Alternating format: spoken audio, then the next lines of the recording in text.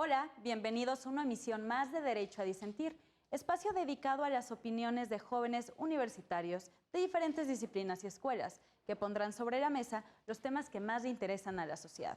Hoy platicaremos sobre el aborto por riesgo médico. Para discutir sobre esto nos acompañan todos estos estudiantes de Derecho: Raúl Castel, del Centro de Estudios Jurídicos Carbonell; Horacio Reina, del ITAM; Alan Valderas, de la Universidad ISEL; Uriel Loaiza, de la UAM; Isabel Cervantes, de la Universidad Iberoamericana; Rosario Pérez, de la UNAM; Manuel Alejandro Rubio, de la Escuela Libre de Derecho. Yo soy Jimena Jiménez. Comenzamos.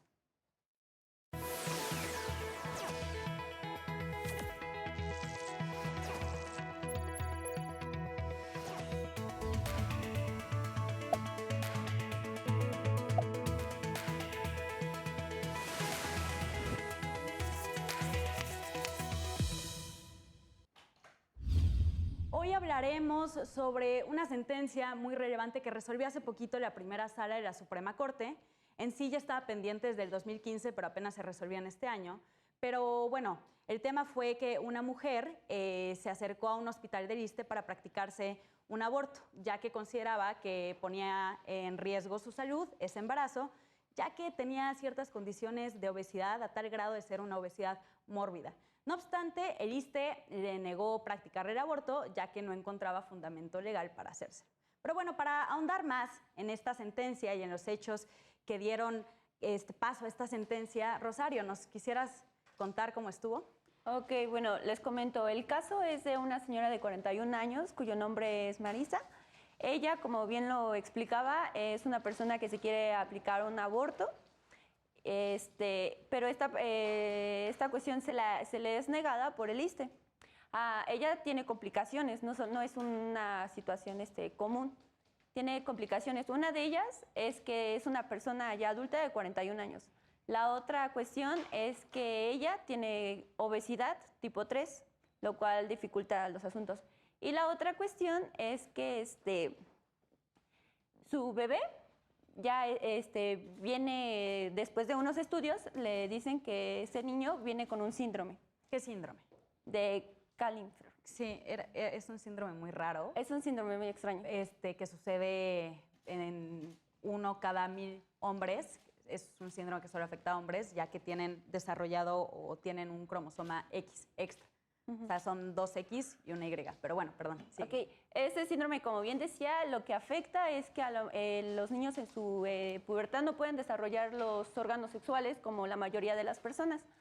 Y bueno, en sí, este es el caso. La persona va al ISSSTE, no le quieren aplicar o hacer valer eso, que la petición que ella quiere del aborto, y pues de ahí empezamos.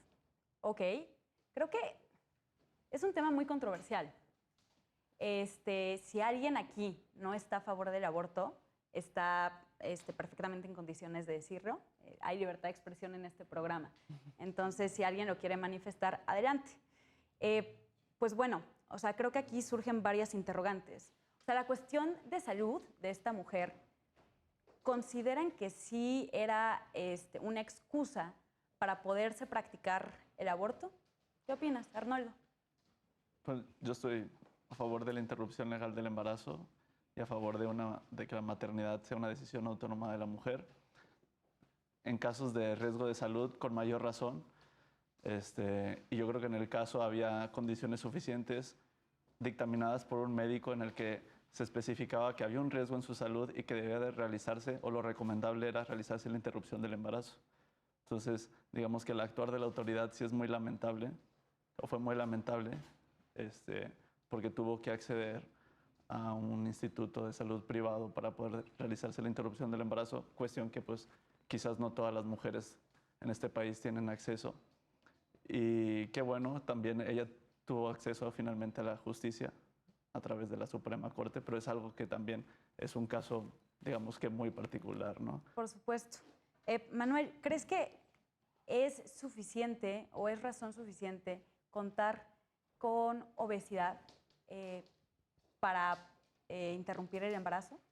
Pues creo que sobre ese punto en concreto tendríamos que distinguir muy bien, y me parece que es algo que la sentencia hace perfecto, entre las razones que existen de moral privada y las razones que existen de moral pública para debatir o traer ciertos temas al debate, a la opinión, ¿no? Como el tema del aborto o la interrupción legal, que es un tema, pues, muy polémico. En este aspecto, digamos, si consideramos a la moral privada como esa serie de aspectos por los cuales una persona quiere o decide realizar una serie de acciones, correspondiendo a si es correcto o no es correcto, pero que siempre tienen repercusión sobre una decisión personal y de autodeterminación, y la moral pública como también una serie de aspectos o conductas que determinan una acción, buena o mala, pero que tiene repercusiones en derechos de terceros y que atiende a la sociedad, entonces creo que podemos llegar a una conclusión más o menos aceptable. Es decir, puede ser que no estemos de acuerdo, y yo creo que en general no podríamos estar de acuerdo como sociedad todos, o sea, a llegar a un consenso general sobre si es o no aceptable llegar a la interrupción legal del embarazo en cuestiones de riesgo médico o inclusive sin cuestiones de riesgo médico. Pero lo que sí distingue muy bien, y es prácticamente esta parte donde analiza la justiciabilidad directa de los derechos sociales o haciendo relación con otro tipo de derechos, que es decir, la vida, la libertad, el desarrollo o el libre desarrollo de la personalidad son aspectos tan importantes del ser humano que no obstante sean cuestiones particulares, tienen repercusión y consecuencias en las decisiones y en la opinión pública que tiene la gente, ¿no?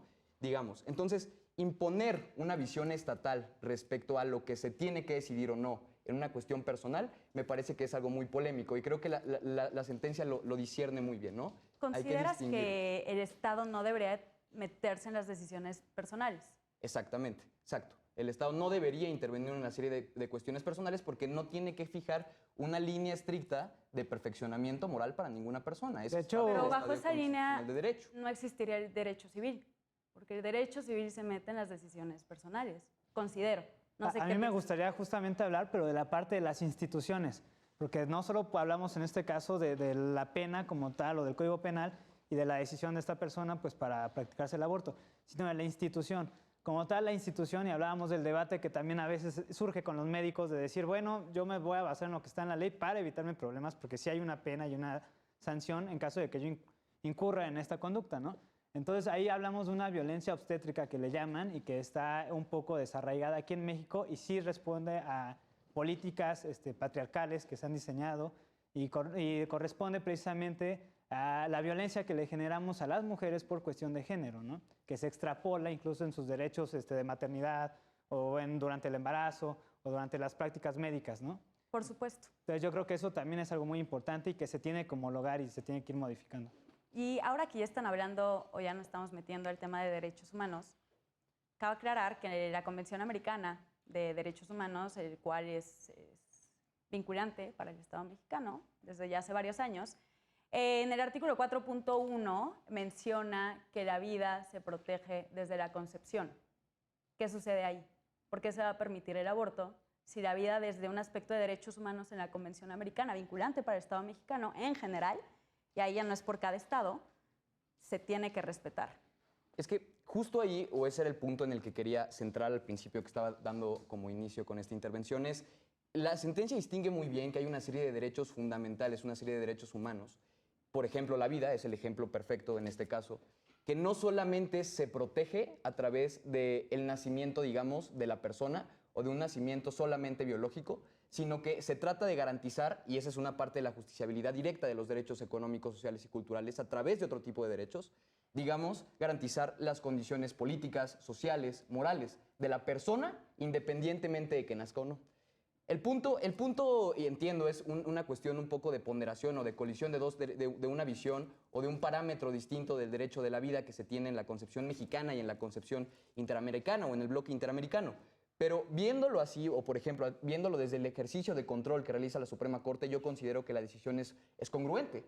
¿Por qué? Porque analiza otra serie de aspectos como el derecho a la salud, etcétera, etcétera, etcétera, a través de ciertos parámetros sociales y culturales y económicos, tomando en relación además, por ejemplo, la opinión general que emite el Comité Internacional de Derechos Económicos, Sociales y Culturales respecto a ciertos parámetros que tiene que seguir la política pública para garantizarlos. Entonces, yo creo que realmente no es incorrecta la visión y no hay un rompimiento con el parámetro, con la forma de intervención de la Suprema Corte, porque además, digamos, también es un mandato constitucional a través del principio pro persona que se tenga que dar la interpretación más amplia en el caso concreto, ¿no? Entonces, digamos, no obstante la Corte... ¿Más amplia para quién? Para la persona. En este caso... La mujer. En este caso, la mujer, claramente.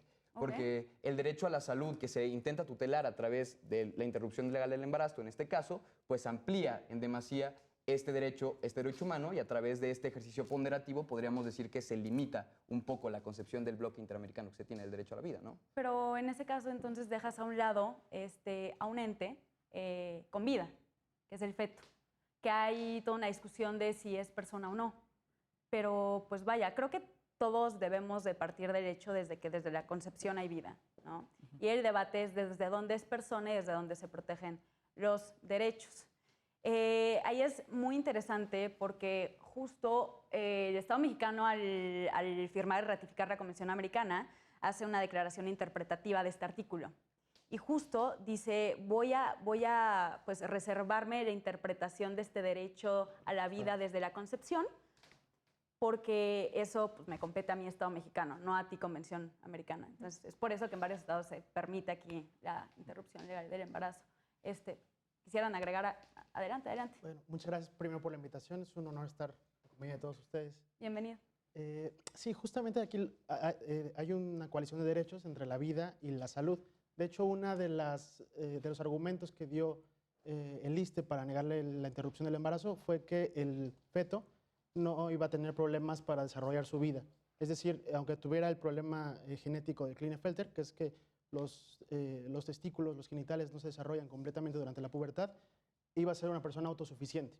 Entonces, ese es el argumento del ISSSTE, además de lo legal, que no está contemplado en la Ley General de Salud, la interrupción legal del embarazo, y por supuesto los artículos 333 y 334 del Código Penal Federal, que lo mantienen como delito.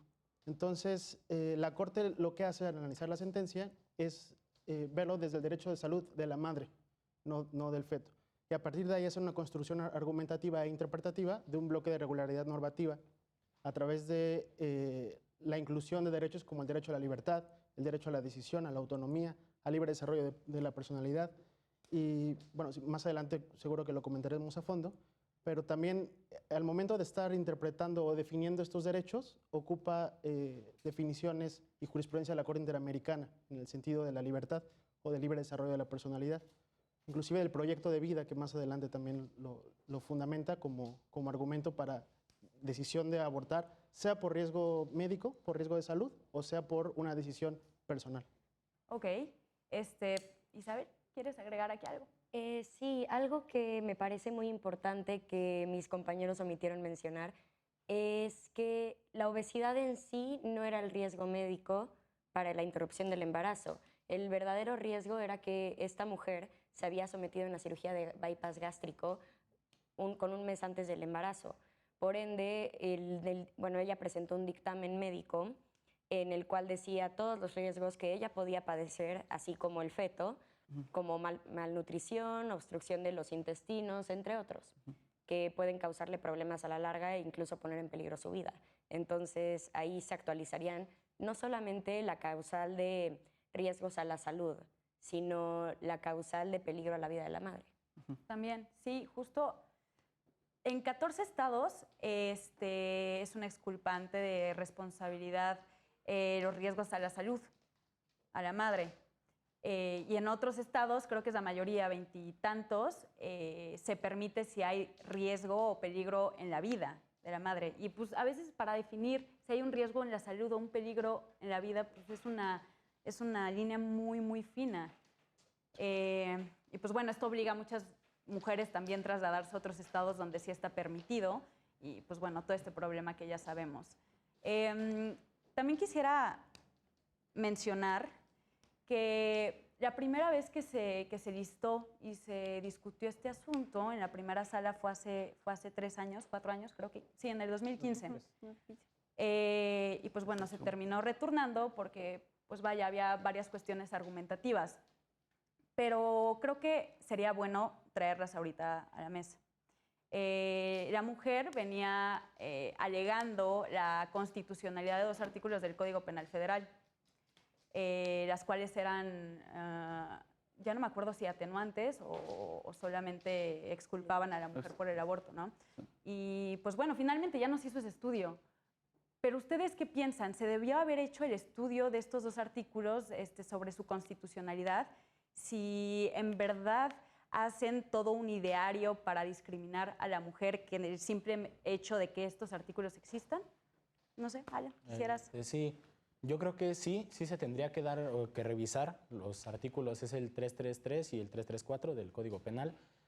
Sería importante, sobre todo tomando en cuenta que México es parte de tratados internacionales en donde incluso se basan en ese tratado para argumentar el amparo, en donde se da la garantía de que la mujer va a tener una buena salud, una buena atención médica. Okay. Y entonces en ese tema, entonces estás poniendo dos artículos del Código Penal sobre los tratados internacionales.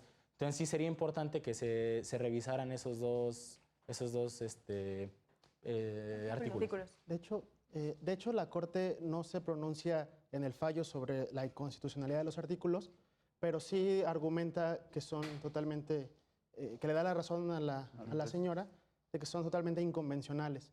Primero porque parten de un supuesto discriminatorio. Solamente regulan a la parcialidad de la población, solamente a aquellas personas con un sistema reproductor femenino. Entonces ahí segmenta discriminatoriamente a la población. Y segundo, también porque no toma el contexto histórico de discriminación y de violencia hacia las mujeres. Entonces, no se pronuncia sobre el tema la Corte por un tema legal, por condiciones legales que se hacen valer desde los amparos y los recursos de revisión previos, pero sí tiene una parte en donde el contenido de la sentencia hace mención sobre De la hecho, discriminación. si nos basamos realmente en la resolución, va en el apartado de discriminación.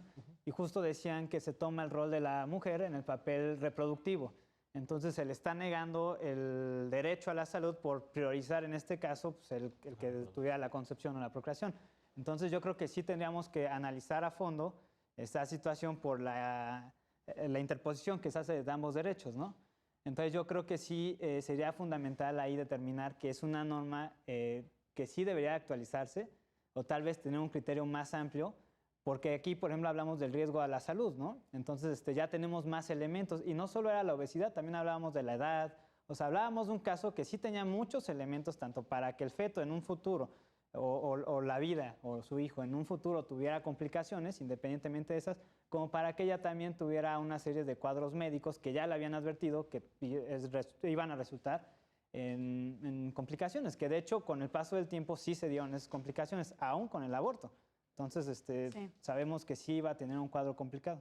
Por supuesto. Adelante. Incluso cuando la señora aún tenía el embarazo, pues sufre dos riesgos de aborto que la llevan incluso al internamiento en el hospital. Entonces, en un caso particular con estas entonces penalidades, o sea, el hecho es que sí es algo real. No, para empezar, en un embarazo en donde hay obesidad, aunque sea una mujer joven, es de alto riesgo. a la edad. Más la edad, más el bypass gástrico que se había realizado. Entonces sí hay muchos elementos para ver que la vida de la mujer sí está en riesgo. Ahora, en Belém do Pará, cuando se hace este documento, nos dicen que el médico tiene que dar todos los elementos a la mujer y la mujer determina la decisión sobre su cuerpo, es libre de decidir. Entonces, nosotros estaríamos limitándole eso. Y de hecho es muy curioso que se dio en la Ciudad de México. ¿Pero es su cuerpo? De ella sí. ¿Necesariamente? Es ¿Un que- feto? No. Indirectamente sobre ella, cuando están diciendo que tiene un riesgo y que de hecho puede tener un aborto, pues sí, Ahí ella sí. debería tomar la decisión. O sea, Claro. ella ya tenía un cuadro ahí y tiene la opinión de los médicos donde le están diciendo.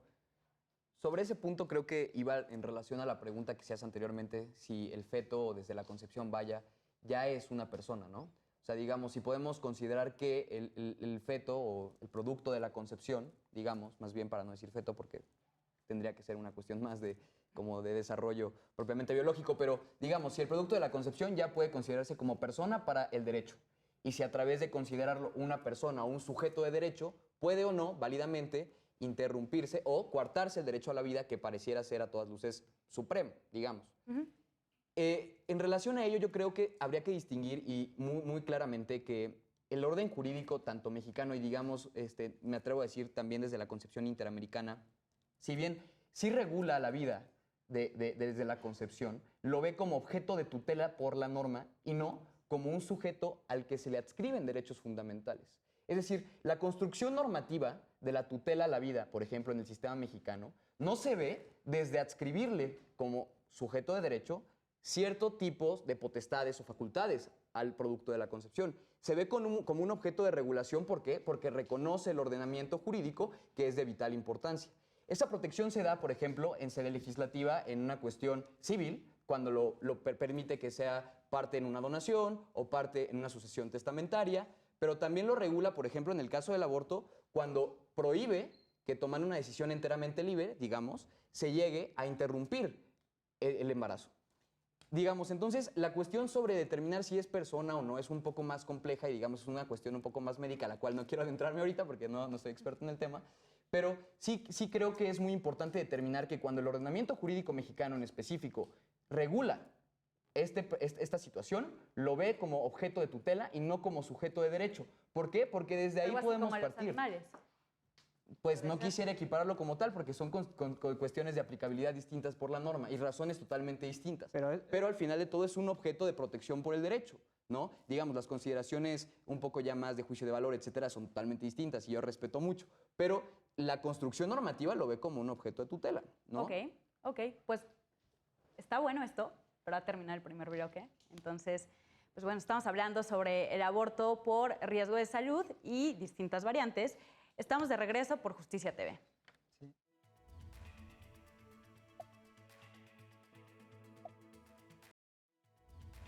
Regresamos a esta emisión más de Derecho a Disentir, donde estamos hablando y discutiendo sobre el aborto por razones médicas, por riesgo en la salud. Se estaba poniendo muy bueno y te interrumpí un poco, pero Manuel. Sí, pues estábamos en la cuestión de determinar si el producto de la concepción es persona o no es persona dentro del ordenamiento jurídico. Pues en base a eso, pues, o más bien con base en eso, yo diría que desde la perspectiva mexicana no es sujeto de derecho y no se le pueden adscribir derechos fundamentales. ¿Por qué? Porque la construcción de todas las normas que regulan, por ejemplo, la concepción, lo ven como un objeto de tutela por parte del derecho. Entonces, sí genera ciertos límites, cierta regulación, tal vez potestativa, para ser sujeto de algunas cuestiones o algunas relaciones jurídicas, como en cuestión civil, en testamentarias o de donación, lo ve como una cuestión de protección y, por ejemplo, también en alguna legislación penal, en esta que estamos analizando en específico, como una prohibición explícita. Entonces, y en el caso en el que el feto tenga algunas malformaciones, también puede ser sujeto a un aborto, creo que en la Ciudad de México y en pocas legislaciones en el país. ¿Qué opinan al respecto? Yo creo que aquí también tenemos que hacer un trabajo multidisciplina. A veces nos abocamos solo a la parte legislativa o la parte de las leyes como tal o del derecho, pero dejamos fuera la parte médica o clínica. Entonces aquí yo creo que sí necesita ser un trabajo combinado, sobre todo desde que se replantee tal vez reformar estos artículos, ¿no? Porque precisamente pues dejan ahí un vacío, que sería el riesgo de salud, que no está regulado, y no sabemos cuál sí es un riesgo de salud y cuál no viene ahí explícitamente. Y tendríamos que tener consideraciones tal vez de la OMS o de algún organismo internacional que ya nos determine realmente hasta qué punto podemos proceder y hasta qué punto no. Sí, bueno, Arnoldo. un poco abonando a lo que mencionas, yo creo que también la parte de salud y médica sí es muy importante y de hecho la mayor parte de las discusiones en torno al tema siempre va hacia la legislación penal, pero no vemos la responsabilidad que tienen las instituciones de salud actualmente para atender todas las causales en cada uno de los estados y asegurar que las mujeres no tengan que pasar por lo que pasó en este caso y puedan acceder a la interrupción del embarazo de manera segura, gratuita de preferencia. Aquí hablamos de una persona que tuvo para pagar una clínica particular. Exacto. Y tuvo para acceder a la justicia, tuvo que estar pagando abogados, ¿no? Exacto. Entonces, ¿qué pasa? Que de hecho no tenía para pagar. Incluso tuvo que endeudar, tuvo que pedir un préstamo, ¿no? Pero ¿por qué el aborto tiene que ser gratuito?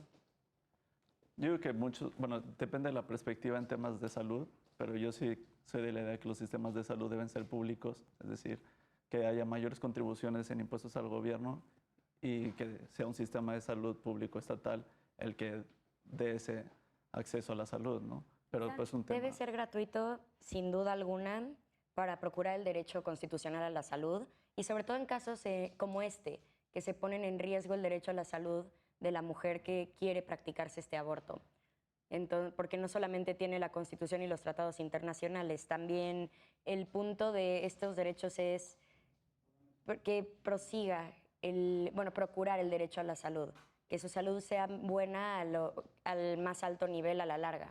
Entonces, eso es obligación del Estado garantizarlo. Ok. De hecho, justamente para responder todas estas preguntas, la Corte, en su metodología de resolución, empieza diciendo que se debe definir el concepto de salud, el derecho a la salud. ¿Qué es el derecho de salud? Y a partir de ahí, seguir con una serie de requisitos para ver si se violenta o no se violenta. Entonces, muy en grandes términos, define con un parámetro de regularidad normativa que el derecho a la salud son una serie de facilidades, de bienes, de servicios que permitan a la persona un bienestar en el más alto nivel, como decía Isa. Y después viene la pregunta, ¿qué significa un bienestar en el alto nivel? Entonces define también con argumentaciones previas y jurisprudencia previa de la Corte Interamericana que bienestar es que la persona pueda realizar un proyecto de vida que quiera, con sus propias características, sus propias ideas, sus propias consecuencias, que pueda llevar a cabo un proyecto de vida deseable y que además tenga los elementos para poder acceder a este proyecto de vida. Entre ellos está el embarazo, ya sea por cuestión de salud o no. Por cuestión de salud se puede hacer, pero si dentro de tu salud y tu bienestar, porque además la salud, la Corte la divide en física, mental, psicológica, social. Entonces, si tú en tu salud psicológica o social no quieres, porque tu proyecto de vida no es compatible con un embarazo, tienes derecho a la interrupción legal del embarazo. Entonces, Bueno, ok, sí. es muy interesante lo que comentas y tiene todo el sentido lo que están diciendo cuando se trata de un aborto por riesgo de salud, por peligro en la vida de la madre. Pero ¿qué pasa cuando es un aborto voluntario, hasta las 12 semanas, como está permitido únicamente en la Ciudad de México, por lo menos en el país? ¿Ahí también tiene que ser gratuito? Sí, justamente porque a partir de este desarrollo que ahorita comentamos sobre qué significa el derecho a la salud y el bienestar, las obligaciones, según el artículo 1 constitucional del Estado, es garantizar y proteger los derechos humanos de todas y de todos. Entonces, el derecho a la salud se debe garantizar a través, la Corte lo dice, de 3 elementos: no discriminación, accesibilidad y disponibilidad. Entonces, la disponibilidad significa que debe haber hospitales o clínicas disponibles para todas y todos que puedan llevar a cabo su proyecto de vida dentro del marco de la salud integral, de la salud integral que ahorita definimos. Y la accesibilidad significa que todas y todas deben tener acceso de 2 maneras: económico, o sea, los precios o los costos de los hospitales deben ser bajos y proporcionales, y también accesibilidad geográfica, que debe haber clínicas u hospitales en determinados puntos de fácil acceso geográfico. Aquí hay una cosa, antes de las 12 semanas se le llama interrupción legal del embarazo, pero antes de las 12 Que semanas... interrupción no tiene nada, porque no lo interrumpes, ¿no? de hecho, No regresa, ya se Sí. murió. No. Bueno, pero sí. Bueno, pero antes de las 12 semanas realmente lo que se protege, a mi punto de ver, es la libertad sexual, la libertad de elección de la persona. Aparte, como ahorita lo dijeron, si ella no se visualiza con un niño, pues tiene la libertad para hacer eso. Después de las 12 semanas, ahí ahora sí lo que se protege, o como decían, se tutela al menor. Luego como que... O sea, quiero- ahí ya es persona, antes no. bueno, es que médicamente antes de las 12 semanas su sistema nervioso todavía no está desarrollado. ¿Esto qué quiere decir? Que antes de las 12 semanas no siente dolor. Entonces, si no sientes, no tienes dignidad. O sea, si una persona está en estado vegetativo porque no siente, lo podemos... Bueno, pero es que una persona en estado vegetativo, sí es posible que a lo mejor no pueda moverse, no pueda hablar y todo, pero sigue consciente.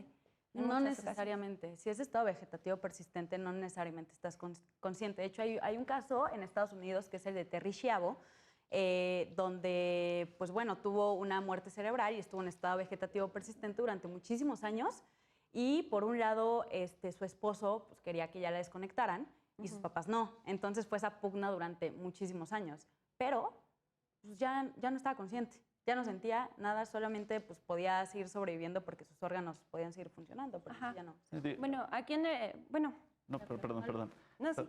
Yo diría que la diferencia en ambos casos es la contraposición que tienen de derechos. Es decir, en este caso estamos hablando de que ese ser humano en desarrollo está dentro del cuerpo de una mujer que también tiene un sistema nervioso obviamente ya más desarrollado, es una persona completa, tiene... No podrías priorizar, ¿no? O sea, yo estoy ponderando respecto a un ser en desarrollo con un sistema nervioso no desarrollado sobre un ser totalmente desarrollado con lazos familiares, con una construcción, es decir... Histórica. Exacto. Claro. Entonces, yo por eso prefiero privilegiar el derecho de la mujer sobre el embrión en las primeras 12 semanas, quizás donde ya entramos en temas éticos difíciles, porque a mí, digo, soy abogado y me encanta el derecho, pero más que basarme en temas normativos actuales, porque la legislación cambia, es un tema de ética. Y conforme va cambiando nuestras perspectivas éticas en sociedad, vamos cambiando De hecho, la legislación. podrías ¿no? abonar. Es una persona que a lo mejor tiene otros hijos, que tiene Exacto, dependientes sí, económicos, exacto. que la persona en desarrollo no va a tener, ¿no? Exacto. Y que incluso desde el Perdón, Isabel, a mí me gustaría regresar un poco al tema porque si nos ponemos a discutir si es persona o no, no vamos a acabar jamás esto. Ok. No hay consenso ni médico, no hay Sí. consenso, porque en el programa anterior que hicimos de aborto, los médicos que vinieron nos explicaron algo sobre las 6 semanas, algo que tenía que ver con la corteza cerebral. No sé, estudié Derecho. En fin, el punto es que me quedé con la pregunta de Jimena. Si debería ser gratuita la interrupción legal voluntaria del embarazo. Y por supuesto que sí, pero no solamente porque se tutela la libertad sexual de la mujer, sino porque el sistema penal se encarga de revictimizar a la mujer que desea practicarse un aborto, sea cual sea la razón, sea cual sea, ya sea voluntaria o no. De hecho, durante esas 12 semanas, si quieres acceder a la interrupción legal del embarazo, no te preguntan por qué. Y eso está bien, es una forma de proteger a todas aquellas mujeres que desean interrumpir el embarazo de forma legal sin tener que acudir al Ministerio Público y que sea un proceso muy engorroso. Como pudo, bueno, entonces yo por eso creo que sí debería ser legal y gratuito. Yo tengo aquí 3 precisiones al respecto. Estoy totalmente de acuerdo con Isa. Me parece que sí, es una cuestión, y quiero regresar un poco a esta distinción que hice en un principio de la moral pública, en el sentido de que tenemos que entender que la interrupción o no legal del embarazo es una cuestión que trae consecuencias perjudiciales para mucha gente. O sea, no es una decisión concreta, individual, de una persona que quiere decidir o no. Evidentemente sí hay de fondo algo de eso, pero no solamente la posición que tomemos como sociedad respecto a ese tema involucra una decisión personal de una persona, sino las consecuencias que ha generado en una serie de más personas que han muerto precisamente, ¿por qué? Porque al no ser legal la interrupción del embarazo, no existen las condiciones óptimas para poder realizarlo. Pero como otra precisión agregada, me gustaría determinar, y esto va mucho en relación con lo que comentaba Alan y Arnoldo, que es una cuestión más de delimitación de política pública del Estado. Es decir, sí debe ser evidentemente gratuito y debe ser permitida la interrupción legal del embarazo, pero también tenemos que generar una serie de políticas públicas, y aquí es donde yo creo que el Poder Judicial tiene que ser deferente. ¿Para qué? Para no meterse en demasía a lo que le corresponde a otros órganos del Estado, para generar otra serie de vínculos en relación a las obligaciones también del Estado que se comentaban hace ratito, para difundir, promover y generar una serie de mecanismos institucionales que permitan no tener que llegar a que la mujer esté en una disyunción moral tan grande de decidir o no abortar. Ese es el tema también, o sea, no solamente es la cuestión de aborto o no aborto, es una cuestión de perspectiva institucional y de políticas públicas. Y en relación también con una cuestión de política criminal, enteramente de acuerdo. O sea, la mejor política criminal es no criminalizar. La criminalización no lleva a nada y tampoco persigue la finalidad preventiva especial de la pena, ¿no? No vas a reinsertar a una mujer a la sociedad, porque esa es la perspectiva del tipo penal, por el hecho de que aborte o no. Es una cuestión solamente de criminalización inútil, innecesaria. Que lo hemos visto en persigue este nada. país, porque Exacto. hay estados que lo criminalizan y hemos visto que tenemos mujeres en prisión por este tipo de situaciones, ¿no? Cuando obviamente si priorizamos el nivel de criminalidad que existe en nuestro país, es ilógico que tengas una persona porque cometió un aborto y no tengas al asesino que lleva 20 muertos allá, ¿no? El hijo de Entonces, ¿qué? Pero, pero justo retomo lo que están diciendo de criminalizar a la mujer y justo creo que ahí me lo estabas agarrando, Raúl, de los 2 artículos que fueron impugnados pero no fueron estudiados en su constitucionalidad. Si bien la Corte se pronuncia conforme a esos 2 artículos, dice, ¿saben qué? Esto está fuera de mi objeto de estudio. ¿Por qué?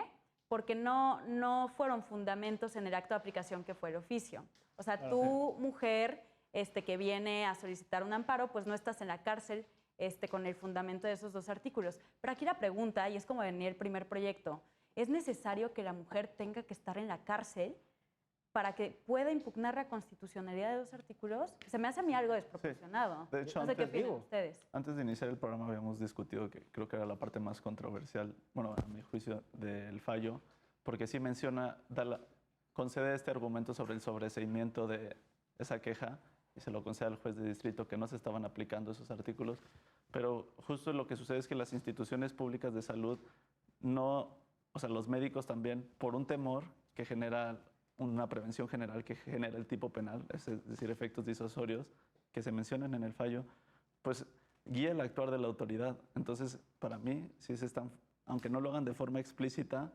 sí está guiando el actuar de la autoridad esas normas, y en ese sentido, para mí sí se debe haber estudiado. Y más en este tema en específico, que es de la interrupción del embarazo y del aborto, el sistema de salud y el sistema penal van muy de la mano. Y es algo que tenemos muy desasociado tanto en la forma en que se conversa el tema de aborto en la sociedad como lo maneja el gobierno. Entonces, por eso vuelvo a insistir. Las instituciones públicas de salud deben tener procedimientos adecuados para atender cada una de las causales. Es decir, que una mujer pueda ir a su Instituto de Seguridad Social, como es en este caso, y que le puedan realizar la interrupción del embarazo si fue en caso de violación, que es un tema más grave, y en cada estado hay una legislación que lo complica o lo facilita de formas distintas y que lo interrumpe hasta los 3 meses o hasta los 9. Es una variedad que tenemos y que esto cambia mucho en cada estado, ¿no? Y tiene sus implicaciones éticas, como presupuestales, como de salud. Pero toda esa discusión nunca la abonamos porque siempre nos vamos o por el tema de que está criminalizado o si debe ser gratuito, pero el tema es qué están haciendo ahorita, más que los legisladores de cada congreso, qué están haciendo las instituciones públicas de salud para atender las interrupciones que ya se deberían de estar haciendo por las causales. Yo creo que... Justo fue el tema del programa anterior de aborto, que fue, se quería realizar un aborto por violación en Morelos, aplicando la NOM 046. Ah, sí. Y aún así las autoridades no quisieron. Exacto.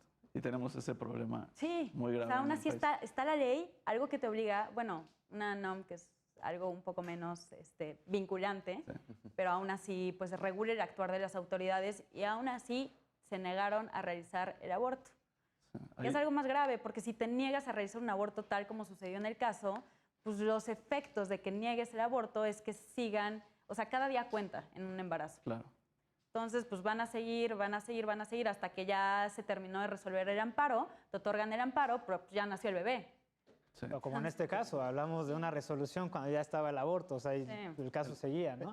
Ese tema de reparación de daños también lo analiza a profundidad en la sentencia de la Corte, diciendo, bueno... Raúl, si digo, quieres, abordamos el tema de reparación de daños, que es muy interesante en el tercer bloque, Perfecto. para ya cerrar. Perfecto. Pero pues bueno, hemos terminado con este segundo Oye, bloque de derecho a disentir. Estamos hablando sobre el aborto por riesgo médico y pues bueno, estamos de regreso. Regresamos a este último bloque de Derecho a Disentir. Estamos analizando una sentencia de aborto por riesgo en la salud, riesgo médico. Raúl, sobre los efectos y la reparación del daño en la sentencia. Sí. Estás a punto de comentarlo y creo que es algo fundamental que no debe dejarse pasar. Sí, muchas gracias. Sí, es fundamental porque en este caso del embarazo, por un proceso biológico, termina, sea a través de la interrupción o sea a través de la naturaleza biológica de la mujer.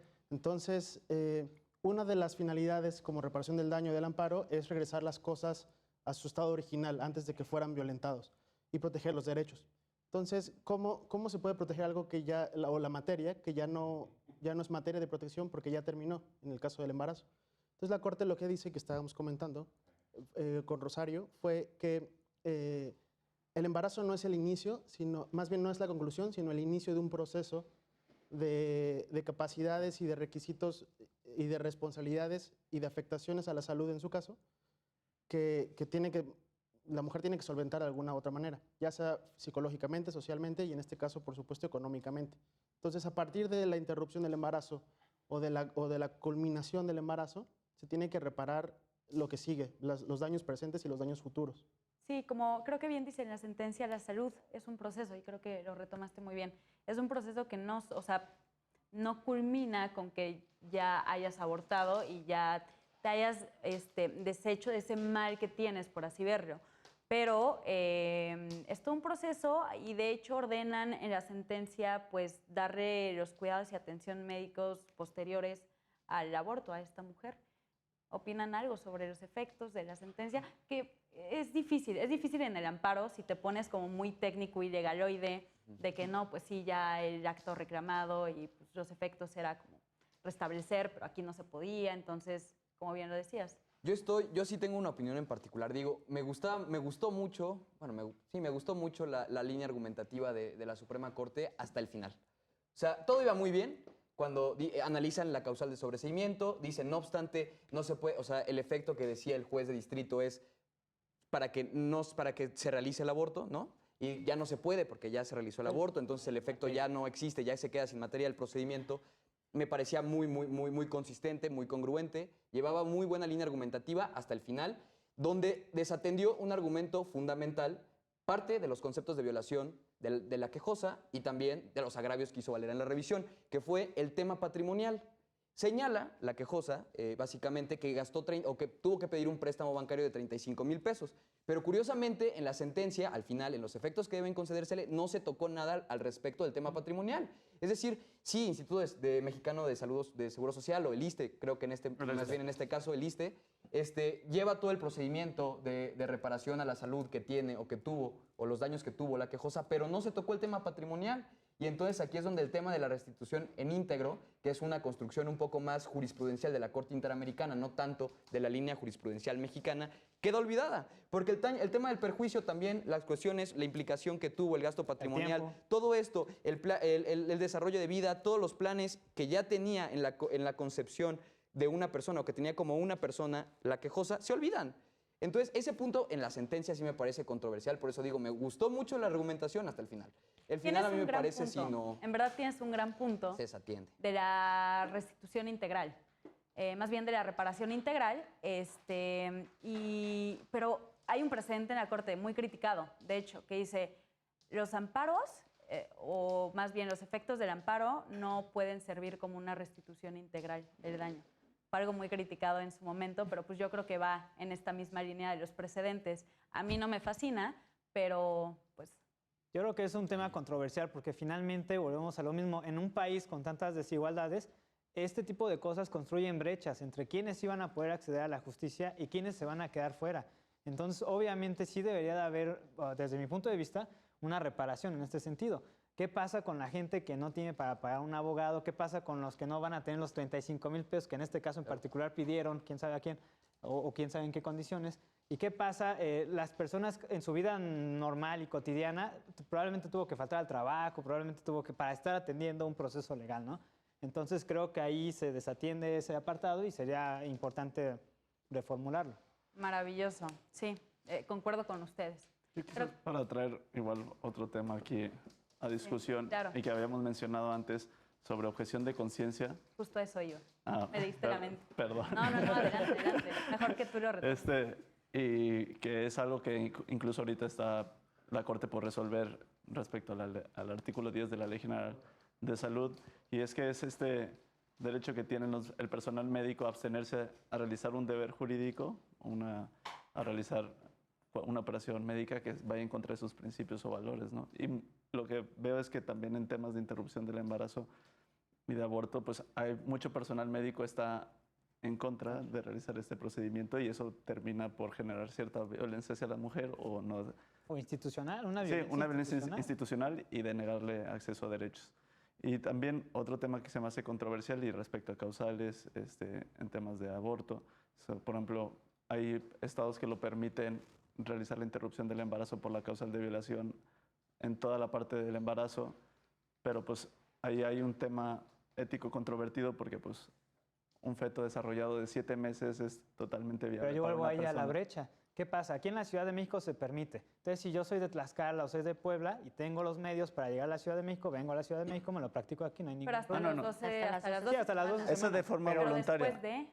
No, sí, después de ya es por eso que este caso, esta discusión ya tenía 15 semanas. Sí. Pues creo que es lo que hace especial al caso, que Marisa no era una persona con una salud a todo lo que da, porque como ya dijimos, se hizo el bypass, ya tenía 41 años y además de eso tenía obesidad. Yo pienso que a lo mejor sí es importante dirigirnos a ella, pero como comentábamos hace rato, que también es importante fijarse en futuro. Les decía que en la sentencia dice, hay una parte en donde dice que el niño podría, o sea, esa palabrita a mí me llama mucho la atención, esa de podría, porque es algo hipotético, es algo que están haciendo hipotéticamente, no te están diciendo que el niño va a estar, pues, teniendo un estado de salud óptimo. Además, bueno, a mí, yéndome por otro punto, que le comentaron los médicos que su embarazo era de alto riesgo. O sea, había muchas posibilidades de que al momento de que el niño, el bebé naciera, era muy posible que ella hasta perdiera la vida en la intervención. Así que hay que también, se me hace interesante fijarme en el caso del niño. ¿Qué pasa cuando él ya tiene, pero crece sin su mamá? O sea, ¿qué? ¿Crees? O sea, aparte... Crece, o sea, pues crece sin O sea, su mamá. si en el nacimiento... Ajá, por ser, pues, es lo que decía en el caso, por ser un embarazo de alto riesgo, Claro, es muy probable que probable muera. que al momento de que el niño nazca, pues ella muera.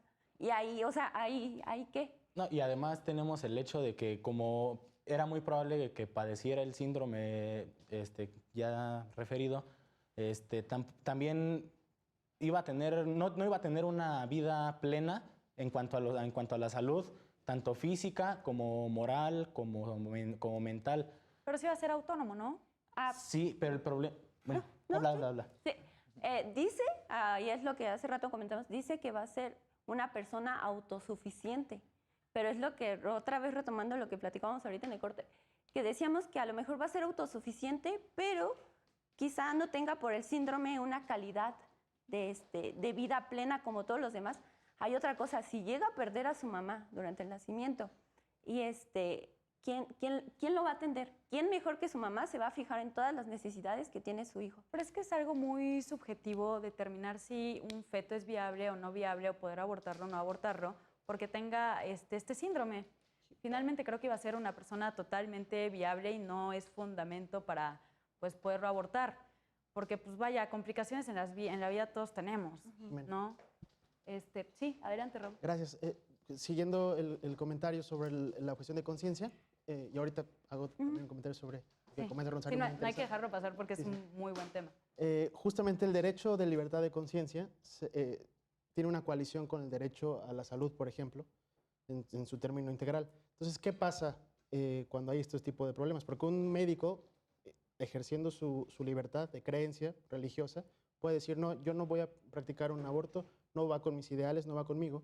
Pero también la persona, la mujer que se acerca a la institución de salud pública, esto es importante mencionarlo, debe ser público, tiene derecho a su salud reproductiva. Entonces, ya han habido líneas jurisprudenciales respecto a cómo el Estado debe garantizar ambos derechos sin que entren en un conflicto. Recuerdo una que ha sido la que más importancia ha tenido, que en todo hospital público o en toda clínica pública debe haber, por ejemplo, si son 3 doctores que pueden practicar un aborto, debe haber al menos uno que tenga una libertad de conciencia suficiente. Que no se puede negar, Exacto. digamos. No tiene que ser institucional. Exacto, que no se negaría a practicarlo. Los otros 2 se puede. O sea, y esto, como lo que comentaba hace rato, entra dentro de las obligaciones del Estado en el artículo 1 sobre la accesibilidad y la disponibilidad. Debe estar disponible un médico de todos los que haya en el Y una hospital. neutralidad de la institución. De todos los que haya debe haber al menos uno que pueda ejercer ese tipo de Ahí, cosas. para controvertirlo, porque son problemas que se dan en las realidades, tenemos unidades médicas en todo el país, en zonas muy marginadas, donde para la atención gineco-obstetra solo hay un médico, ¿no? Y por lo general son en comunidades con tradiciones y creencias muy fuertes respecto a la vida. Entonces, quizás ahí tener una lista de objetores se complica. Y también los problemas que se han discutido a veces respecto a la objeción de conciencia y la interrupción del embarazo es que pues, también cambia la carga de trabajo a quienes son objetores y a quienes no son objetores. Entonces dicen los médicos no objetores, pues yo voy a terminar realizando las interrupciones que él debería de estar haciendo y por el cual se le pagan, ¿no? Sobrecarga. Entonces, ahí el Estado sí tiene, y yo creo que el Estado mexicano, eso es lo que mencionaba hace rato, De las no ha políticas trabajado lo suficientemente multidisciplinario. en las políticas públicas desde las instituciones de salud y nos hemos enfocado mucho en criticar la legislación penal, pero hay que voltear a ver a nuestras instituciones de salud y preguntar cómo están resolviendo el tema de objeción de conciencia, cómo están resolviendo el tema de la interrupción del embarazo, de las causales que ya tenemos, a la par que vamos avanzando, como en Oaxaca recientemente, ojalá en Hidalgo pronto, para que haya interrupción de embarazo y que la maternidad sea una elección de la mujer con las mejores condiciones de salud. Claro, está muy interesante la acotación de objeción de conciencia. Sí, de hecho, la Suprema Corte está a punto de resolver un tema por el estilo. Creo que va a ser el primer tema sobre objeción de conciencia, si no me recuerdo. Sí. Espero que sea un buen precedente. Pero pues bueno, estamos a vísperas de terminar este programa y me gustaría dar inicio a las conclusiones. Isa. ¿Te puedo hacer una pregunta? Claro. Hace rato dijiste que el síndrome no sería un fundamento suficiente para abortar. ¿Qué consideras tú que es un fundamento suficiente? Que la persona no sea autosuficiente, o sea, que no pueda ni siquiera moverse por sí misma. Entonces, pues vaya, tener ese síndrome es únicamente desarrollar senos, que eso se puede revertir tras una operación. Igual no desarrolla sus órganos genitales de la misma forma que todos los demás hombres, pero pues vaya, eso ¿a quién le va a afectar? Pero entonces me estás diciendo que si nace alguien o un bebé que nace sin piernas, sin brazos, entonces ahí sí se podría. Si se sabe de antemano que el feto no tiene o tiene malformaciones en sus piernas y en sus brazos que no le van a permitir ni siquiera moverse como tú lo referiste, entonces ahí sí podría ser. Podría ser, es algo muy subjetivo. O sea, no hay ninguna regla que lo estime, pero yo creo que sí. Pero al final de cuentas también personal. Va a vivir. A ver, lo que pasa... Bueno. Perdonen, me encantaría seguir con esta discusión, pero en serio tenemos que hice esta pregunta para yo llegar a mi conclusión.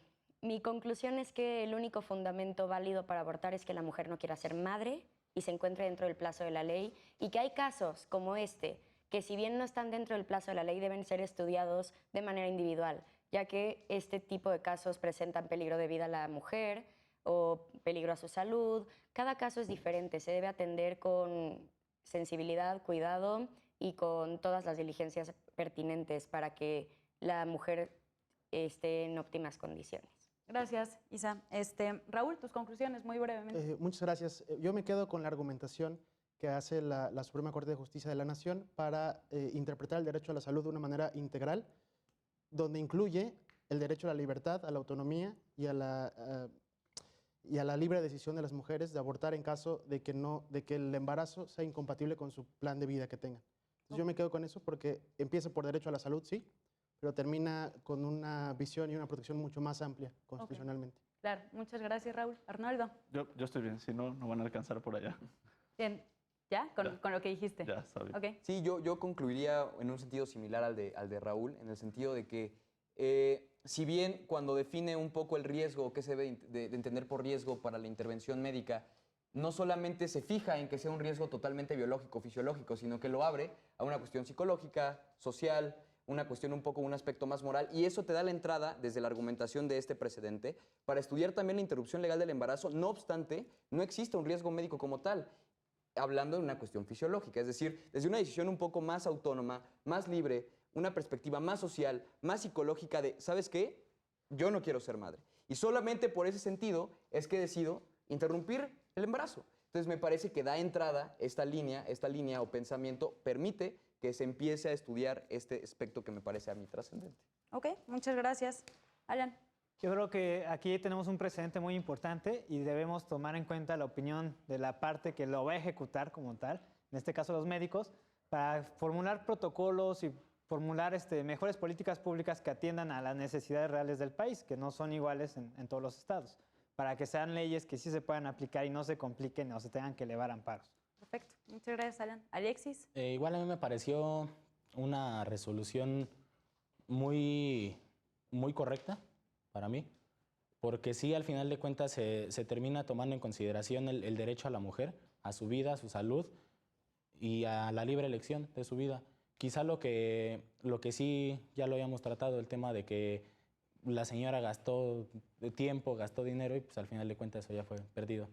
Fue el único puntito. Ok, gracias, Alexis. Bueno, yo mi conclusión es que yo sí estoy a favor bueno, en este caso especial de Marisa, estoy a favor de que haya abortado. ¿Por qué? Porque ella estaba también defendiendo un derecho fundamental, un derecho humano de ella, que es también el derecho a la vida. Estaba también defendiendo eso.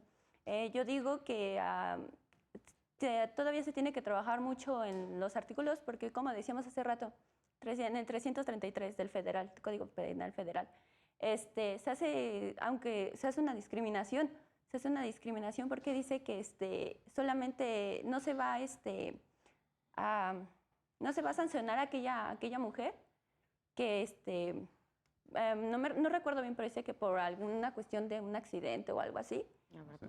Negligencia, creo que no, por imprudencia. Por imprudencia, dice, por la imprudencia de una mujer no se va a sancionar. Pero, ¿qué pasa en el caso de que si un hombre la golpea o que fue una imprudencia de un hombre, la empuja?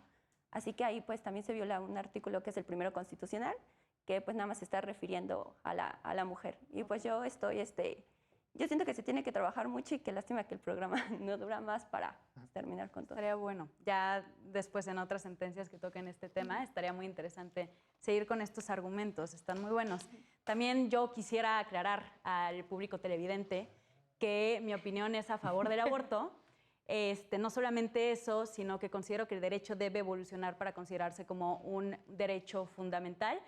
Todas las opiniones que dije en contra de solamente fueron para preguntas y opiniones en contra de fueron con fines didácticos para establecer aquí un poco más de debate y preguntas.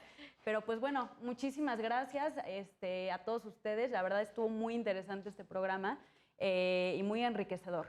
Entonces pues espero verlos muy pronto. Gracias. Bueno, yo soy Jimena Jiménez, esto es Derecho a Disentir y nos vemos a la próxima.